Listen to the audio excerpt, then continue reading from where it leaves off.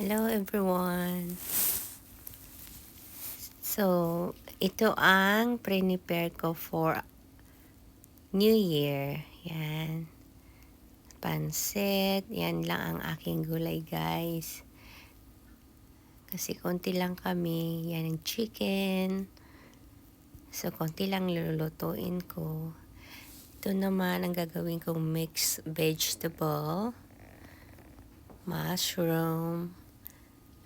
Yan. Ombok. Chinese cabbage. Carrots. Broccoli. And mixed seafoods.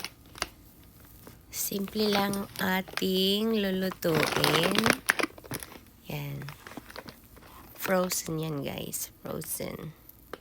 Mixed seafoods.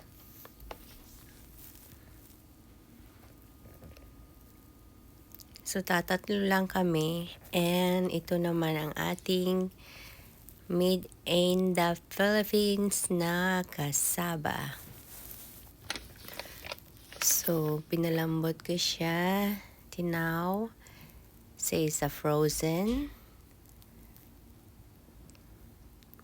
So, ito, tsaka isang condensed milk. And, ito naman ang ating mga biniling fruits. Yan, meron tayong pear, lime, lemon, orange, apple, kiwi, pineapple, banana, grapes, and pomegranates, and melon. Yan lang ang ating fruits, guys.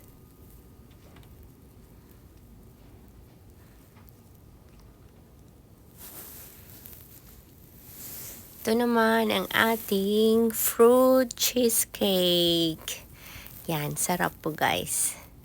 Masarap yan. Simple lang ang ating handa ngayong New Year.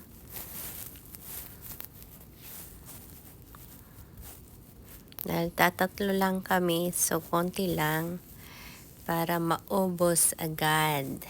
Yan. Yummy cheesecake. Fruit cheesecake. And guys, nahiwa na natin ang ating mga gulay. So konti lang ang ating lalagay na gulay sa ating pansit. Yan. Konti lang to. Pansit natin. Tapos, nahiwa natin yung ating stir fry na gulay. Yan. I-stir fry natin yan. Ang ating mushroom and onion. Saka ang ating mga seasoning. Ito na ang ating gulay. Ay no, chicken. Konti lang ang ating chicken, guys. Yan. Kasi konti lang ang ating lulutuin. So, ito na ang ating cassava cake. Yan. Royal cassava cake. Ang unang-unang naluto. So now, I will start to cook my pansit. At saka susunod ang ating stir-fry na gulay with some mixed seafoods.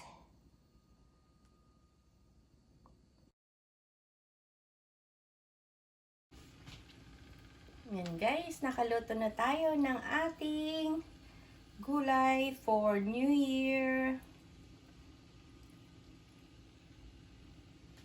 Nilagyan ko siya ng oyster sauce.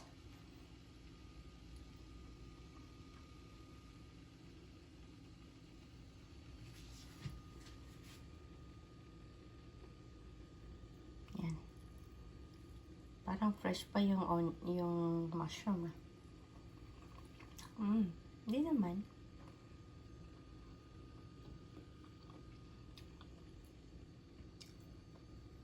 And guys, ang ating mix na gulay with seafoods. At ang ating pansit, pampahaba ng buhay.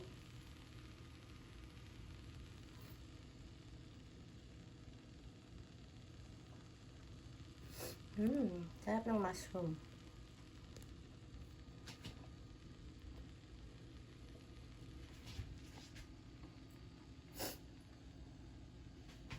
Yan lang ang ating handa for New Year, guys. Yan, 3 lang kami. So, ito ang aming pansit, gulay, at cassava cake, and a fruit cake, cheese fruit cake. At saka marami kaming fruits. Thank you guys for watching.